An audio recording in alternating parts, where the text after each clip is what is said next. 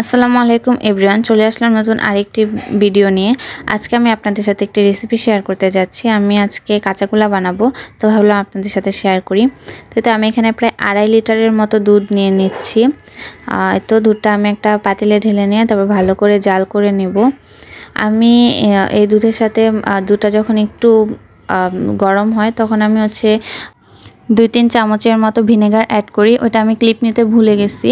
আপনারা চাইলে vinegar add করতে পারেন কিংবা লেবুর রসও অ্যাড করা যায়। আবার চাইলে যদি দেখেন যে ভিনেগারে হচ্ছে না, তো চাইলে সাথে লেবুর রসও দিয়ে দিতে পারেন। তো এই তো ভিনেগার অ্যাড করার পর একটু জাল ওঠার পর আমার দুধটা থেকে ছানাটা খুব ভালোভাবেই আলাদা হয়ে গেছে। তো এই তো ছানাটা দুধটা থেকে আলাদা হয়ে যাওয়ার পরও আমি আরও কতক্ষণ জাল করে নিই।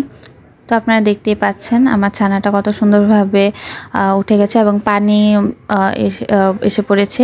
তো তারপর আমি ছানাটা আলাদা করে পানিটা সরিয়ে নেব একটা ছাঁকনি দিয়ে ছেঁকে।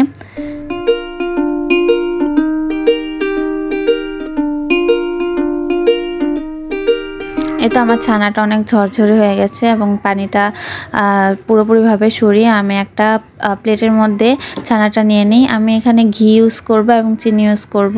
তো আমি ছানাটার মধ্যে আপনারা যে যতটুকু পরিমাণ মিষ্টি খেতে পছন্দ করেন ততটুকু পরিমাণ চিনি দিবেন। তো আমি ছানাটার মধ্যে চিনি আর ঘি অ্যাড করে ছানাটা ভালোভাবে মাখি।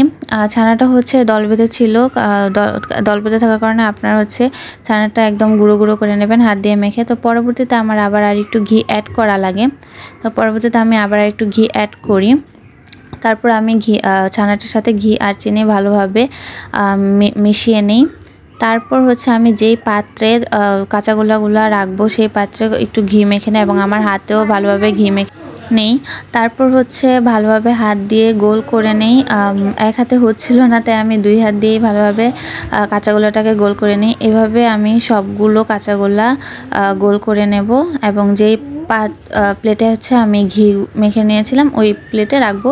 ঘি মেখে নিয়েছি কারণ ছানাটা যাতে বেশি ড্রাই না হয়ে যায়। কাঁচাগোলা যেহেতু এমনিও একটু ড্রাই হয়, তবুও ফ্রিজে রাখলে আরও ড্রাই হবে, তাই আমি একটু ঘি মেখে নিয়েছি যে প্লেটে আমি কাঁচাগোলাগুলো রাখবো।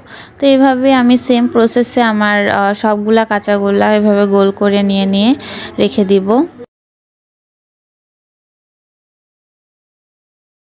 তো আমার সবগুলো কাঁচাগোলাই তৈরি হয়ে গেছে। আমার প্রায় 2.5 লিটার দুধ দিয়ে প্রায় 13-14টা কাঁচাগোলা তৈরি হয়েছে এবং অনেক বেশি মজা হয়েছে। আপনারা চাইলে ট্রাই করতে পারেন নিজেরা বানিয়ে এভাবে। আশা করি আপনাদের কাছে ভিডিওটা ভালো লাগবে। আল্লাহ হাফেজ।